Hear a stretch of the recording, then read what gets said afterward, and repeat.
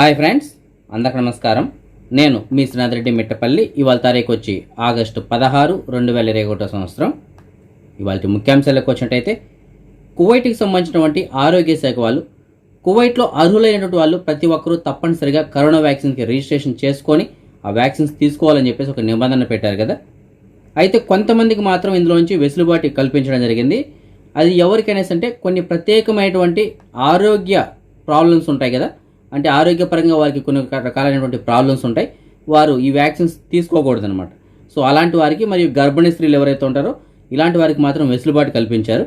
అయితే వారు కూడా తప్పనిసరిగా ఒక సర్టిఫికేట్ అనేటువంటిది గవర్నమెంట్ నుంచి తీసుకోవాల్సి ఉంటుంది. సో మేము పలాని ఆరోగ్య కారణం వల్ల, పలాని ప్రాబ్లం వలన మేము ఈ కరోనా వ్యాక్సిన్ తీసుకోలేకపోతున్నాము, ఇదిగోండి దీనికి సంబంధించిన సర్టిఫికేట్ ఇది అని చెప్పేసి దాన్ని మనం గవర్నమెంట్కి సబ్మిట్ చేసి గవర్నమెంట్ దగ్గర నుంచి మనం దానికి అప్రూవల్ తెచ్చుకోవాలన్నమాట. సో ఆ విధంగా ఉంటేనే మనం వేరే దేశాలకు వెళ్ళడానికి కానీ, లేదంటే బయట దేశాల నుంచి కువైట్కి రావడానికి కానీ, లేదంటే కువైట్లో మనకు అకామాలు తగలన్నా దేనికైనా సరే ఆ సర్టిఫికేట్ అనేది తప్పనిసరిగా ఉండాలి.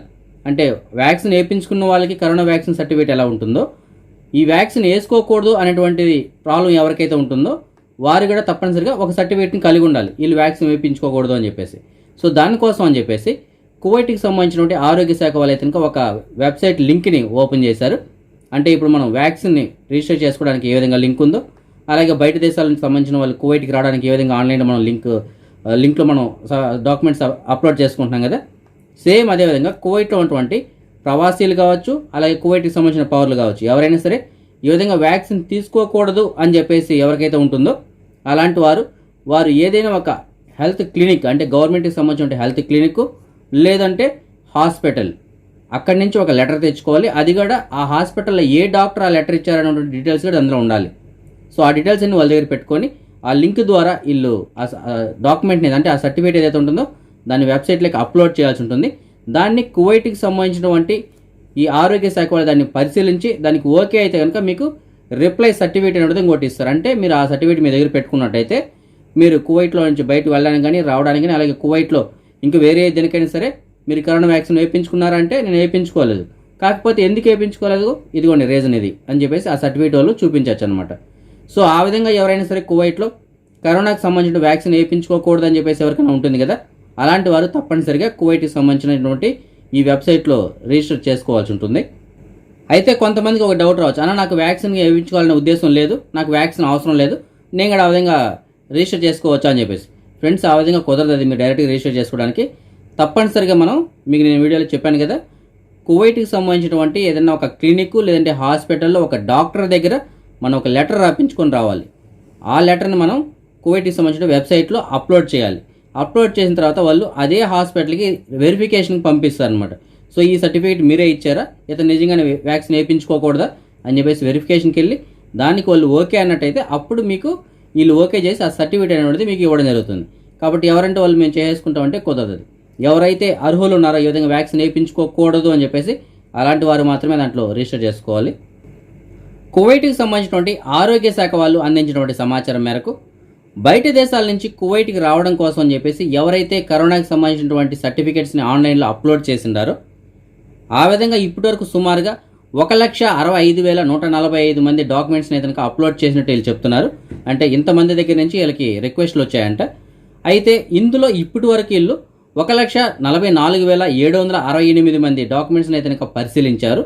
అందులో ఒక 91,805 మంది డాక్యుమెంట్స్ని అయితే అప్రూవల్ చేయడం జరిగింది. అంటే వాళ్ళకి సర్టిఫికేట్స్ అనేటువంటిది ఓకే, మీ అన్ని కరెక్ట్గా ఉన్నాయి, మీరు రావచ్చు అని చెప్పేసి వాళ్ళకి అప్రూవల్ చేశారు. ఒక 52,963 మంది సర్టిఫికేట్లను అయితే రిజెక్ట్ చేయడం జరిగింది. అయితే ఈ రిజెక్ట్ చేయడానికి కూడా కొన్ని కారణాలు ఉన్నాయి. వివిధ రకాలైనటువంటి కారణాల చేత వాటిని రిజెక్ట్ చేయడం జరిగింది.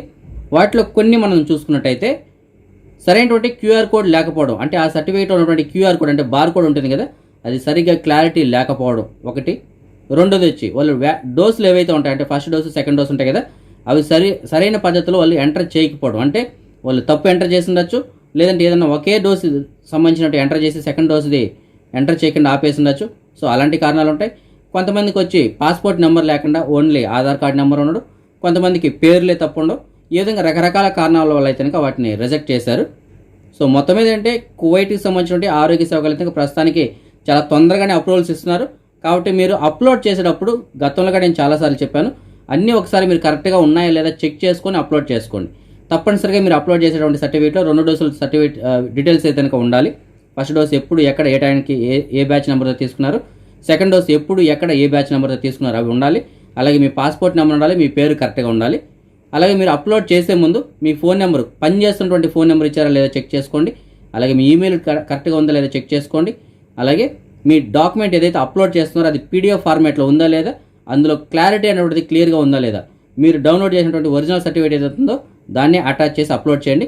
మీకు 100కి 100% మీకు అప్రూవల్ అయితే కనుక రావడానికి అవకాశాలు ఉన్నాయి. అందులో మీరు ఏదైనా ఒక చిన్న తప్పు చేసినా సరే అవి రిజెక్ట్ అయిపోవడానికి ఎక్కువ అవకాశాలు ఉన్నాయి. కువైట్ ప్రభుత్వానికి గడిచిన 1 సంవత్సరంలోనే ఫైన్స్ అంటే ఈ జరిమానాల ద్వారా వచ్చినటువంటి ఆదాయం ఎంతో తెలిసిన సుమారుగా 121.27 మిలియన్ల దినార్లు. ఓకేనా. అయితే ఈ ఆదాయం అంతా ఏ ఫైన్స్ ద్వారా వచ్చిందంటే రకరకాల డిపార్ట్మెంట్ల నుంచి అయితే రావడం జరిగింది. అంటే ఉదాహరణకు మీరు చెప్పాలంటే ట్రాఫిక్ డిపార్ట్మెంటు, అలాగే ఈ కోర్టులు ఉంటాయి కదా, ఆ కోర్టులో జరిమానాలు విధిస్తుంటారు కదా, ఇలాంటి వాటి ద్వారా ఈ విధంగా రకరకాలుగా ఉన్నటువంటి ఫైన్స్ మొత్తం మీద ఎక్కడైతే జరిమానాలు విధిస్తారో వాటన్నింటి ద్వారా కువైట్కి వచ్చినటువంటి ఆదాయం అయితే కనుక 121.27 మిలియన్ల దినార్లు. ఇందులో ఒక్క ట్రాఫిక్ డిపార్ట్మెంట్ వల్లనే ఎంత వచ్చిందో తెలిసే ఆదాయం ఈ 1 సంవత్సర కాలంలో 61.63 మిలియన్ల దినార్లు. మైదాన్ హవల్లీ ప్రాంతంలో ఒక బిదూన్ వ్యక్తికి సంబంధించినటువంటి అపార్ట్మెంట్లో దొంగతనం జరిగింది. ఈ దొంగతనంలో ఏమేమి పోయాయని చెప్పేసి రికార్డ్ చేశారు అనేసి అంటే 40,000 దినార్ల డబ్బులు మరియు 7,600 దినార్ల విలువ చేసేటువంటి బంగారం పోయినట్టు వాళ్ళు కంప్లైంట్ ఇచ్చారు. ప్రస్తుతానికి పోలీసు వాళ్ళు అయితే దీనిపైన కేసు నమోదు చేసుకుని విచారణ చేపట్టారు. మనందరం ఎప్పుడెప్పుడు అని ఎదురు చూస్తున్నటువంటి కువైట్కి డైరెక్ట్ ఫ్లైట్స్ గురించి అప్డేట్ అయితే ఇంకా ఏం రాలేదు. కానీ నెక్స్ట్ జరిగేటువంటి క్యాబినెటింగ్ మీటింగ్లో దీనిపైన తప్పకుండా ఒక నిర్ణయం అయితే వెలువడే అవకాశాలు ఉన్నాయి. విశ్వసనీయ సమాచారం మేరకు ప్రస్తుతానికి ఎవరైతే 2 డోసులు వ్యాక్సిన్స్ తీసుకొని అవి కువైట్కి సంబంధించిన వెబ్సైట్లో అప్లోడ్ చేసి వాటికి ఎవరికైతే అప్రూవల్స్ వచ్చి ఉంటాయో అలాంటి వారందరినీ కువైట్కి పిలిపించడానికి ఎక్కువగా ఆలోచిస్తున్నట్టు వీళ్ళు ప్రస్తుతానికి తెలుస్తుంది.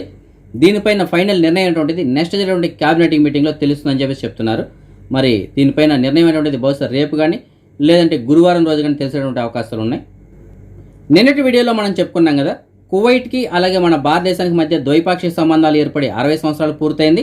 అలాగే మన భారతదేశానికి స్వాతంత్రం వచ్చి 74 సంవత్సరాలు పూర్తయి 75 సంవత్సరాలకు అడుగుపెట్టాం.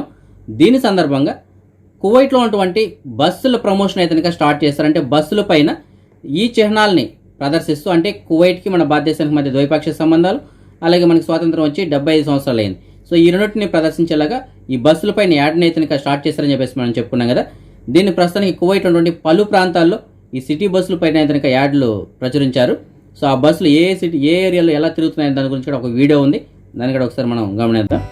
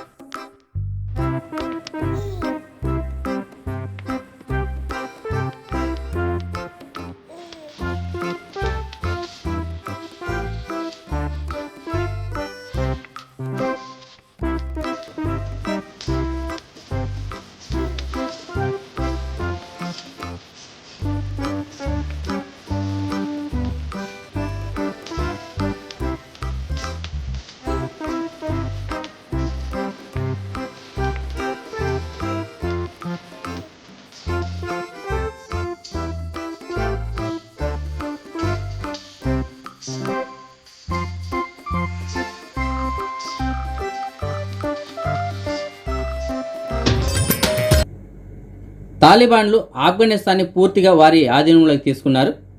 అధ్యక్ష భవనం ఏదైతే ఉందో దాన్ని కూడా వీళ్ళు స్వాధీనం చేసుకోవడం జరిగింది. అయితే ఆఫ్ఘనిస్తాన్కి సంబంధించినటువంటి అధ్యక్షులు ఎవరైతే ఉన్నారో అతను మాత్రం దేశం నుంచి పారిపోవడం జరిగింది. ఎందుకంటే శాంతియుతంగా ఆఫ్ఘనిస్తాన్ని తాలిబాన్లకు అప్పచెప్పేసినట్టయితే కనుక ఇంకా కొన్ని అల్లర్లు తగ్గేటువంటి అవకాశం ఉంటాయని చెప్పేసి ఆయన వెళ్ళిపోయినట్టు చెప్తున్నారు. ఏదైనప్పటికీ ప్రస్తుతానికి తాలిబాన్లు మొత్తం ఆఫ్ఘనిస్తాన్ని వారి ఆధీనంలోకి తీసుకున్నారు. దీని కారణం చేత ఆఫ్ఘనిస్తాన్లో ఉన్నటువంటి తాలిబాన్లు కావచ్చు, అలాగే అక్కడ ఉన్నటువంటి ప్రజలు ఎవరైతే ఉంటారో వాళ్ళు చాలామంది భయపడుతున్నారు. ఈ కారణం చేత అక్కడి నుంచి వేరే దేశాలకు పారిపోవడానికి కూడా ప్రయత్నం చేస్తున్నారు. ఆ విధంగా అయితే రోడ్డు మార్గాలు పూర్తిగా క్లోజ్ అయిపోవడంతో వాయు మార్గం ఒకటే ప్రస్తుతానికి వీళ్ళకి ఓపెన్లో ఉంది. అయితే అక్కడ కూడా ఉద్రిక్త ఏర్పడింది. ఎందుకంటే ఎక్కువ మంది ఒకసారిగా ఎయిర్పోర్ట్లోకి రావడంతో విమాన రాకపోకలను కూడా ఆపేశారు. అయితే అమెరికాకు సంబంధించిన విమానాలు మాత్రం స్పెషల్ విమానాల ద్వారా వచ్చి వారికి సంబంధించినటువంటి ప్రజలు ఎవరైతే ఉంటారో వారిని మాత్రం వాళ్ళు తీసుకెళ్ళిపోవడం జరిగింది. మన భారతదేశానికి సంబంధించిన వాళ్ళు కూడా నిన్న ఒక విమానం ద్వారా సుమారు ఒక 180 మందిని తీసుకెళ్లారు. ఇంకా కొంతమంది తీసుకోవడానికి ఎయిర్ ఇండియా విమానాలను అయితే పంపించారు. కానీ ప్రస్తుతానికి ఈ వాణిజ్య విమానాలన్నీ ఆపివేయడం వల్ల ఎక్కడ వాళ్ళు అక్కడే ఉండిపోవడం జరిగింది. కానీ ఎయిర్పోర్ట్లో మాత్రం పరిస్థితి ఎంత ఘోరంగా ఉంది అనేసి అంటే, జనరల్గా మనకి చూడండి పాతకాలంలో బస్సులు చాలా తక్కువగా ఉన్నప్పుడు, అది విలేజ్ ప్రాంతాలకు బస్సు వెళ్తున్నప్పుడు బస్సు లోపలే కాదు బస్సు పైన కూడా కూర్చొని జనాలు వచ్చేవాళ్ళు. అలాగే మారుమూల ప్రాంతాలకు వెళ్తున్నటువంటి ట్రైన్స్ ఏవైతే ఉంటాయో ఆ ట్రైన్స్ పైన కూడా జనాలు కూర్చొని వచ్చేవాళ్ళు.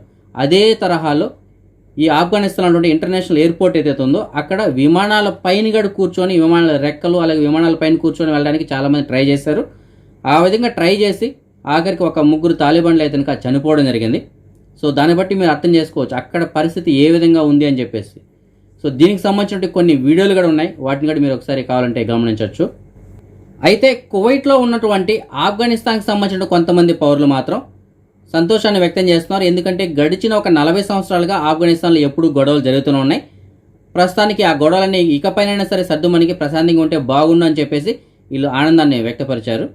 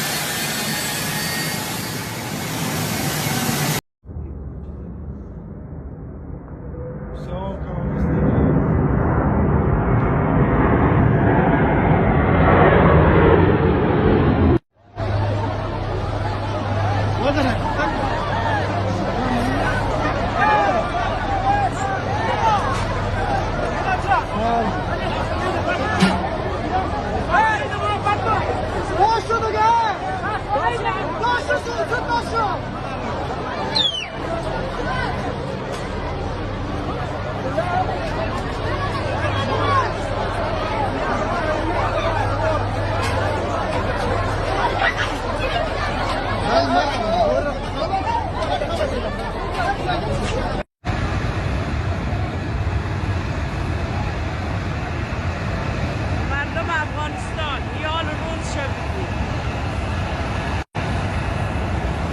میدان عمومی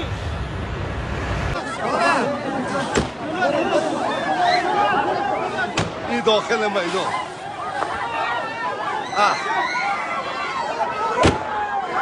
خواب گوش کنه برادر. این رب و وحشته که فعلا به کابل موجوده.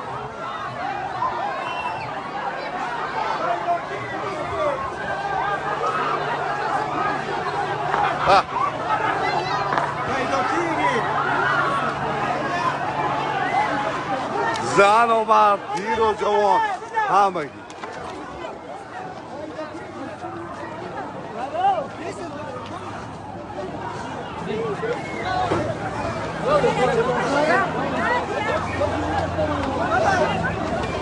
بالا بچه کیه؟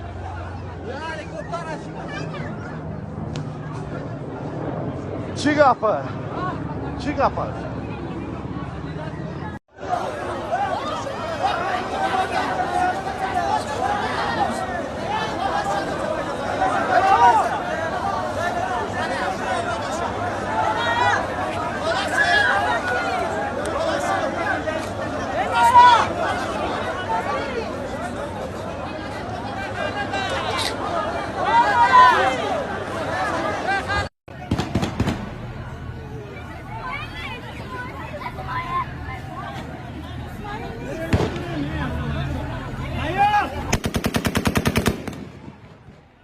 Looking at right now is Taliban fighters inside the presidential palace. We've been watching them for a few moments now, milling around the lush environs of the presidential palace. We're not sure if they're making an announcement yet, but the camera has been trailing those fighters as they make their way through the halls of the Afghan presidential palace. Wandering up through the building, decked out in its finery. Of course, this after the Afghan president fled the capital.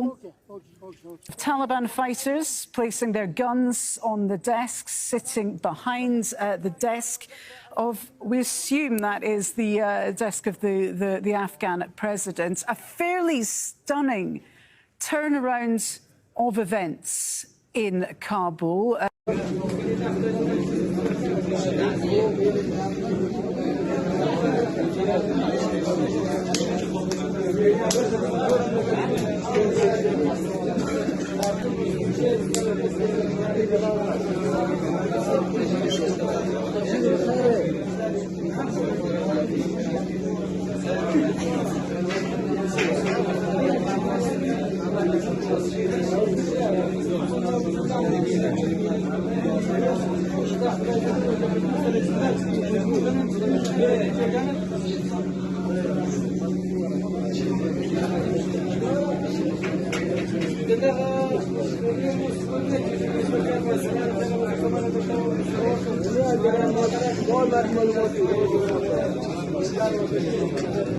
మన subscriber ఒకరు మనకి జాబ్రియా area నుంచి message పెట్టారు. అతను తనకు సంబంధించినటువంటి Toyota mini బస్సుని అమ్మడానికి సిద్ధంగా ఉన్నారు.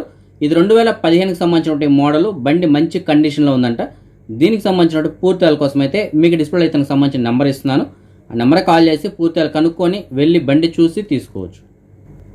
ఇంకొక సబ్స్క్రైబర్ మనకి జహరా ఏరియా నుంచి మెసేజ్ పెట్టడం జరిగింది. ఇతనికి ఒక సివిలిటీ కార్డు దొరికిందంట. ఆ సివిలిటీ కార్డు పైన పేరు అయితే రెడ్డి శ్రీనివాసరావు అని చెప్పేస్తుంది. సో ఫ్రెండ్స్, మీకు ఎవరికైనా సరే రెడ్డి శ్రీనివాసరావు అనేటువంటి అతను తెలిసినట్టయితే అతనికి చెప్పండి. తనకు సంబంధించిన సివిలిటీ కార్డు మీకు డిస్ప్లేలో ఒక నెంబర్ ఉంది కదా, ఆ నెంబర్ గల అతని దగ్గర ఉంది, వెళ్ళి కలెక్ట్ చేసుకోమని చెప్పండి. అదే మనం ఈ మనీ ఎక్స్చేంజ్ విషయానికి వచ్చినట్టయితే ఒక కువైటీ దినార్ వచ్చి మన భారతదేశం రూపీస్లో 244 రూపాయల 49 పైసలుగా ఉంది. అదే మనం బంగారం విషయానికి వచ్చినట్టయితే కువైట్లో ఉన్న మాలియాలో ఉన్నటువంటి సూకలువతియాలో ఉన్న ఎఫ్కే జ్యువెలర్స్ వాళ్ళు అందించినటువంటి సమాచారం మేరకు 1 గ్రాము బంగారం వచ్చి 22 క్యారెట్ల బంగారం అయితే 16 దినార్ల 650 పిల్స్గా ఉంది. అదే 24 క్యారెట్ల బంగారం అయితే 17 దినార్ల 303 పిల్స్గా ఉంది. ఇప్పుడు మనం ఈ కరోనా వ్యాధికి సంబంధించినటువంటి అప్డేట్స్ చూద్దాం. ముందుగా మనం కువైట్ విషయానికి వచ్చినట్టయితే కువైట్కి సంబంధించిన ఆరోగ్య శాఖ వాళ్ళు ఇవాళ రిపోర్ట్ ఇంకా విడుదల చేయలేదు. ఇవాళ రిపోర్ట్ రాగానే నేను యూట్యూబ్లోని కమ్యూనిటీలో పోస్ట్ చేస్తాను, అక్కడ మీరు చెక్ చేసుకోవచ్చు. అదే మనం నిన్నటి విషయానికి వచ్చినట్టయితే నిన్న కువైట్ మొత్తం మీద 306 కొత్త కరోనా కేసులు నమోదు కాగా అలాగే 606 మంది ఈ కరోనా నుంచి కోలుకోవడం జరిగింది. అలాగే దేశవ్యాప్తంగా సుమారు ఒక 3 ఈ కరోనా కారణంగా చనిపోవడం జరిగింది. అదే మన భారతదేశం విషయానికి వచ్చినట్టయితే ముందుగా మన భారతదేశంలో మనం నిన్నటి విషయంగా చూసుకున్నట్టయితే నిన్న దేశం మొత్తం మీద సుమారుగా 33,245 కొత్త కరోనా కేసులు నమోదై 35,936 మంది కరోనా నుంచి కోలుకోవడం జరిగింది. 421 మంది కరోనా కారణంగా చనిపోవడం జరిగింది. అదే మనం ఇవాళ విషయానికి వచ్చినట్టయితే ఇవాళ ఇప్పటి వరకు మనకు అందినటువంటి సమాచారం మేరకు 24,640 కొత్త కరోనా కేసులు నమోదై 36,382 మంది వ్యాధి నుంచి కోలుకోవడం జరిగింది. అలాగే దేశవ్యాప్తంగా సుమారుగా 437 మంది ఈ కరోనా కారణంగా చనిపోవడం జరిగింది. ఇంకా మన దేశవ్యాప్తంగా 3,64,278 మంది ఈ కరోనా వ్యాధి ట్రీట్మెంట్ తీసుకుంటున్నారు. ఇప్పటి వరకు మన దేశం మొత్తం మీద 54,58,57,288 మందికి ఈ కరోనా టీకాలని అందించడం జరిగింది. మహారాష్ట్రలో గడిచిన 24 గంటల్లో 4,145 కొత్త కరోనా కేసులు నమోదై కేరళలో 12,294, కర్ణాటకలో 1,065, తమిళనాడులో 1,851 కేసులు చొప్పున నమోదై. అదే మన తెలుగు రాష్ట్రాల విషయానికి వచ్చినట్టయితే ఆంధ్రప్రదేశ్లో గడిచిన 24 గంటల్లో 909 కొత్త కరోనా కేసులు రావడంతో మొత్తం కేసుల సంఖ్య 19,94,606కు చేరుకుంది. ఇందులో 17,218 మంది వ్యాధికి ఇంకా ట్రీట్మెంట్ తీసుకుంటుండగా ఇవాళ సుమారుగా 1,543 మంది వ్యాధి నుంచి కోలుకోవడంతో మొత్తం కోలుకున్న వారి సంఖ్య 19,63,728 చేరుకుంది. అలాగే రాష్ట్ర వ్యాప్తంగా గడిచిన 4 గంటల్లో ఒక 13 మంది కరోనా కారణంగా చనిపోవడంతో మొత్తం చనిపోయిన వారి సంఖ్య 13,660 చేరుకుంది. అదే మనం ఆంధ్రప్రదేశ్లో గడిచిన 4 గంటల నమోదైన కేసులు మనం జిల్లాల వరకు చూసుకున్నట్టయితే తూర్పుగోదావరి జిల్లాలో 241 కేసులు నమోదై, చిత్తూరులో 107, పశ్చిమ గోదావరిలో 21, గుంటూరులో 82, అనంతపురంలో 5, విశాఖపట్నంలో 61, నెల్లూరులో 174, ప్రకాశంలో 86, కర్నూలులో 8, శ్రీకాకుళంలో 28, కృష్ణాలో 47, కడపలో 40, అలాగే విజయనగరంలో 9 కేసులు చొప్పున నమోదు జరిగింది. అదే మనం తెలంగాణ విషయానికి వచ్చినట్టయితే తెలంగాణలో గడిచిన 24 గంటల్లో 405 కొత్త కరోనా కేసులు రావడంతో మొత్తం కేసుల సంఖ్య 6,52,785కి చేరుకుంది. ఇందులో 7,093 మంది వ్యాధికి ఇంకా ట్రీట్మెంట్ తీసుకుంటుండగా ఇవాళ సుమారుగా 577 మంది వ్యాధి నుంచి కోలుకోవడంతో మొత్తం కోలుకున్న వారి సంఖ్య 6,41,847కి చేరుకుంది. అలాగే రాష్ట్ర వ్యాప్తంగా గడిచిన 4 గంటల సుమారు ఒక 3 ఈ కరోనా కారణంగా చనిపోవడంతో మొత్తం చనిపోయిన వారి సంఖ్య 3,845కి చేరుకుంది.